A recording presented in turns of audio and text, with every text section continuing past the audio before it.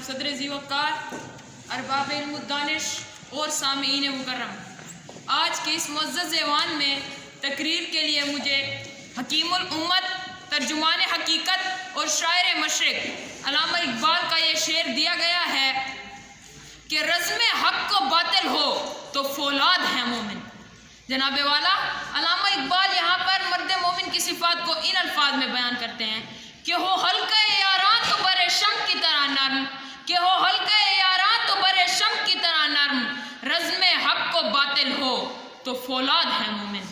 जनाब वाला यही ज़रब कलंदरी मेरी तकरीर का उन्वान है। यहाँ पर अल्लामा इक़बाल मर्द मोमिन की बात करते हैं, उस मर्द मोमिन की बात जो अपने कौम के लिए जुर्रत और गैरत का निशान हो, जो किरदार और गुफ्तार में अल्लाह की बुरहान हो, जो कारी नजर आए मगर हकीकत में कुरान हो, उसकी पाकीज़ा जवानी पर रूहुल अमीन झूमे, उसके किरदार की अज़मत को लोहो कलम चूमे, वो अपनी परवाज़ में हम साये जिब्रील अमीन हो, उसकी ठोकर में समरकंद और बुखारा की ज़मीन हो, वो मौत से नहीं मौत उससे डरे, ज़माना उसको नहीं वो ज़माने को मुसख्खर करे।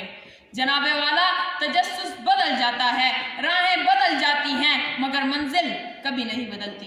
मर्द मोमिन एक मजबूत और मुस्तहकम इरादे का मालिक होता है। बड़े बड़े पहाड़ भी उसकी नज़र में छोटे छोटे कंकर और जर्रों की मानंद होते हैं, लेकिन जब भी वो हक और बातिल के मार्के में होता है तो चट्टान बनकर खड़ा हो जाता है। शहादत है मतलूब मकसूद मोमिन, शहादत है मतलूब मकसूद मोमिन, न माले गनीमत न किश्वर कुशाई, दोनीम उनकी ठोकर से सहरा और दरिया, दोनीम उनकी ठोकर से सहरा और दरिया,